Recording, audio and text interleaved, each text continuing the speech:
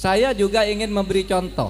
Kalau saya ini menjadi calon wakil presiden, masih merangkap, apakah saya menggunakan kedudukan saya untuk memanfaatkan fasilitas negara atau tidak? Ini sudah 3 bulan saya lakukan. Saya tidak pernah menggunakan fasilitas negara. Saya masih berkantor di Polhukam secara rutin. Semua tugas-tugas, semua surat-surat masuk pasti selesai tidak sampai seminggu di meja saya, meskipun saya cawapres. Dan saya minta kepada pemerintah daerah yang kenal baik dengan saya, jangan menjemput saya atau melayani saya kalau saya ke daerah. Karena saya tidak mau menggunakan jabatan saya itu untuk menggunakan fasilitas kepemerintahan. Betul. Maksud saya ini agar ditiru oleh yang lain. Kalau menjadi calon presiden, kalau calon wakil presiden, jangan mau dijemput oleh pejabat daerah, jangan mau diantar, jangan mau didampingi. Hanya minta pengamanan saja kepada Polri. Oleh sebab itu, saudara, di daerah-daerah ini banyak teman baik saya.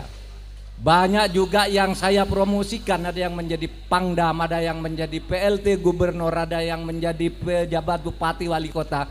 Semuanya saya bilang ke staf, kalau saya datang ke daerah dia, jangan hubungi dia untuk menjemput saya atau berkomunikasi dengan saya atau menjamu saya. Jangan hubungi dia, kasihan dia nanti dipecat kalau menghubungi saya. Saya bilang. Oke. Mantap. Karena fenomenanya orang kalau dekat-dekat dengan lawan politik itu itu susah, segera dipindah, segera dinaikkan, tapi sebenarnya ditendang ke atas, dan macam-macam. Oleh sebab itu semua pejabat yang kenal saya yang selama ini baik-baik saja, kalau saya datang ke daerahnya Anda usah ikut menjemput agar tidak berbahaya bagi Anda, bagi karir Anda. Itu yang saya katakan. Kemudian itu ternyata situasinya tidak berimbang. Pihak lain tampak menggunakan jabatan. Betul. Jemput, diantar dan sebagainya. Malah yang terakhir ini menteri-menteri yang tidak ada kaitannya dengan politik juga sudah ikut tim sukses. Tabrak. Siapa itu? Singkat, ces gitu, Bro. Iya kan? Betul. Oleh sebab itu saya kira percontohan saya ya sudah cukup. Tinggal menunggu momentum, karena ada sesuatu tugas negara yang harus saya jaga. Jangan sampai kacau apa yang sudah jadi, harus saya jaga dalam rangka transisi.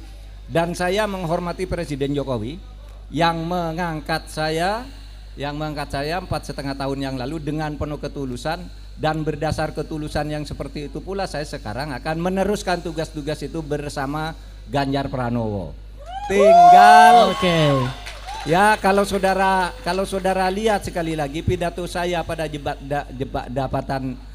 pada akhir debat yang keempat itu, pidato saya yang pertama kan gitu, saya mengucapkan terima kasih kepada Pak Jokowi dan saya sekarang akan bersama Pak Ganjar Pranowo.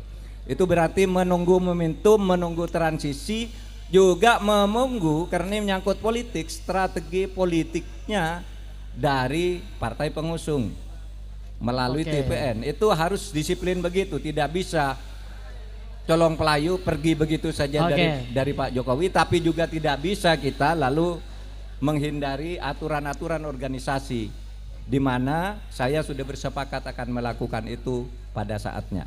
Agar saya tidak lebih terikat dan agar yang lain tahu kalau mau menjadi pejabat itu jangan menggunakan jabatan untuk kepentingan politik. Tapi itu dosa politik, itu dosa politik yang akan meracuni generasi muda. Tabrak, bro. Download Tribun X sekarang, menghadirkan lokal menjadi Indonesia.